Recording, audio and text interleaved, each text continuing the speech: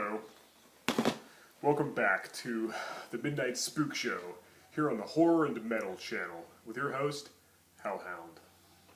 Our last episode we looked at House of a Thousand Corpses, the directorial debut of Rob Zombie, one of my favorite musicians, and now we're going to look at the follow-up, The Devil's Rejects. This is the sequel to House of a Thousand Corpses, and very, very good movie as well.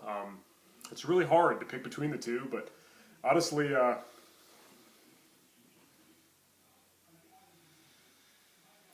of a Thousand Corpses was more of a horror movie. It was definitely more horror, but I think I actually like the sequel a little bit better.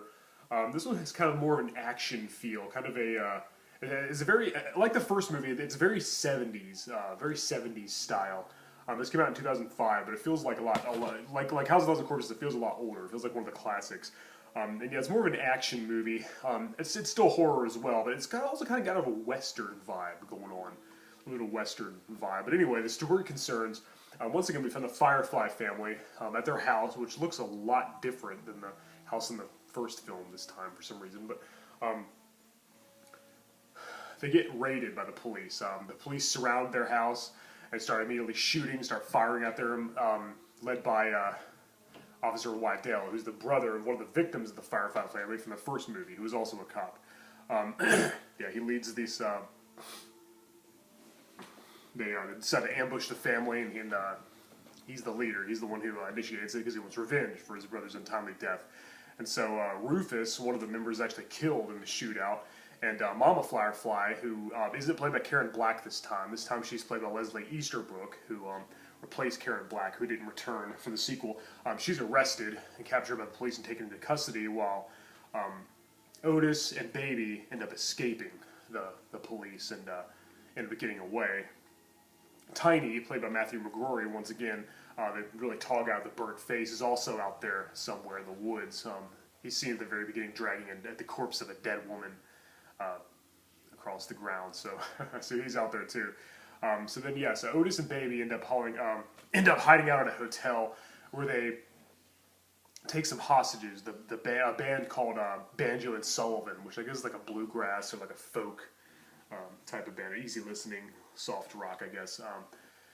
Banjo and Sullivan, which is two guys and their wives essentially, and their roadie played by Brian Posehn, who's always good.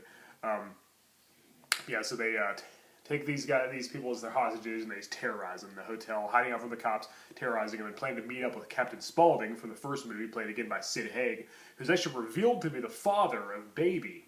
He's actually her dad. We didn't know that in the first movie. They never revealed that. But so yeah, he meets up with the family, and pretty much just the three of them, Otis, Baby, and Captain Spaulding, on the run from the police while terrorizing several victims along the way.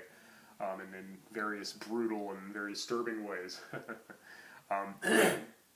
So yeah, Bill Moseley and Sherry Moon return in their respective roles, as does Sid Haig, as I said, and they're always great. They're always fun to watch, and they have great chemistry together. Sid Haig as Captain Spaulding is in this one a lot more than it was in the first one. He has a much bigger role, much more expanded role, and we get to know the family a lot more as well.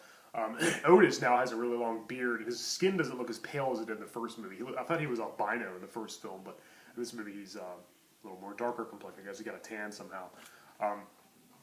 And yeah, the Sheriff Wydell character, played by William Forsythe, who wants revenge, kind of reminds me of Lefty from Texas Chainsaw Massacre Part 2. He's kind of reminiscent of that type of character. Pretty badass protagonist, and he wants to put the family through all the pain and suffering that they dished out to their victims. He's really, really belligerent, very vindictive, and very vengeful. And he's almost crazy as them. You know, he's psychotic, just like them, with his mission for vengeance. So pretty cool character there too. As I said, Matthew McGrory returns as Tiny. Doesn't really have a very big part in this one. Not that he really had a big part in the last one either. But as I said, yeah, I think I like this movie a little better than House of a Thousand Corpses. Though, yeah, House of a Thousand Corpses was a lot darker and more like a horror film. This one's a little more action. And I think this one just has a better story. The characters are a little more fleshed out. There's a little more going on.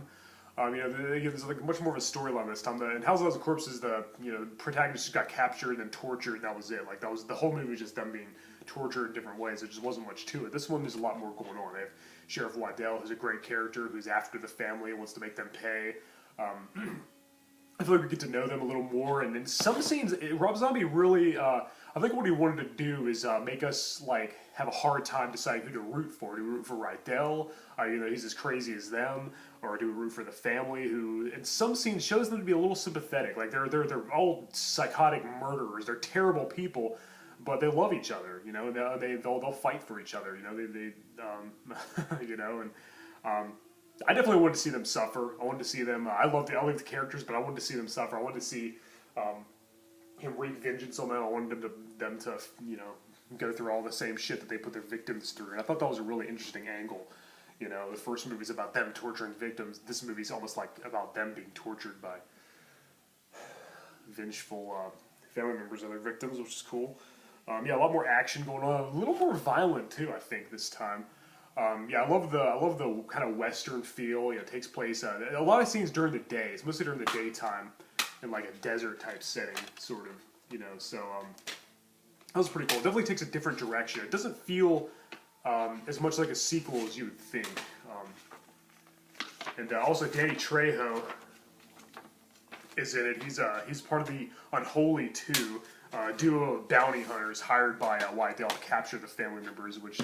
They do, yeah. Also, Ken Foray is in this movie as Captain Spaulding's, I guess, adoptive brother, Charlie, who runs like a prostitution. I guess he's like a pimp. You know, he runs a prostitution ring, you know, in disguise as like something else. And Michael Berryman from the Hills of Eyes movies is in this as well as one of Charlie's friends. So yeah, definitely a great cast. Definitely made. For horror fans, by a horror fan. Rob Zombie's a big-time horror guy, and it definitely shines through in his movies, especially this one and the one that came before it. You know, I wasn't a huge fan of his Halloween movies. I thought the first one was okay. I really didn't like Halloween 2.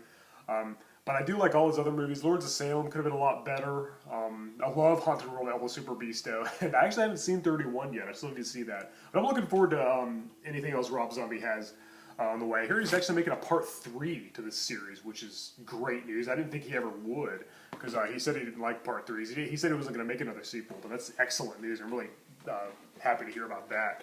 But the weird thing is, well, I won't reveal any spoilers, but I'm going to say I'm not sure how they would make a follow-up to this exactly.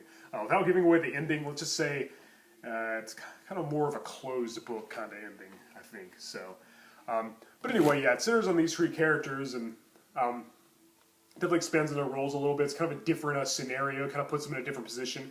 It's a lot more realistic than the first one, too. House of Thousand Corpses had a little more of a surreal, almost music video type of vibe. There's none of that in this movie, just straightforward, just shot normally. You know, there's not like all the weird colored hues and weird camera angles and all that stuff.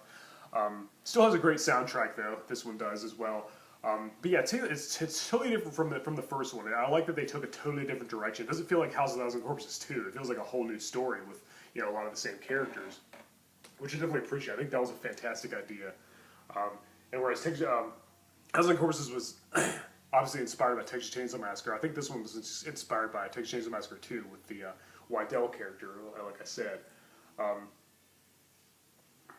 yeah, great movie. I love it. As I said, I might like a little better than House of Thousand Corpses. It's been what I'm in the mood for. Again, the first one was more of a horror movie. So it depends on what mood I'm in. But yeah, it's a very good movie. Great acting all around, I think. Very believable, a lot more realistic, a lot more gritty. You know. And yeah, I really got to know these characters, and I kind of felt for them a little bit, though I definitely did want to see them, overall, I wanted to see them get their just desserts at the hand of the vengeful Wydell. So that was really cool. But yeah, all in all, I definitely recommend The Devil's Rejects if you haven't seen it yet, and definitely see House of Thousand Corpses first, and I definitely look forward to a part 3. That's just excellent.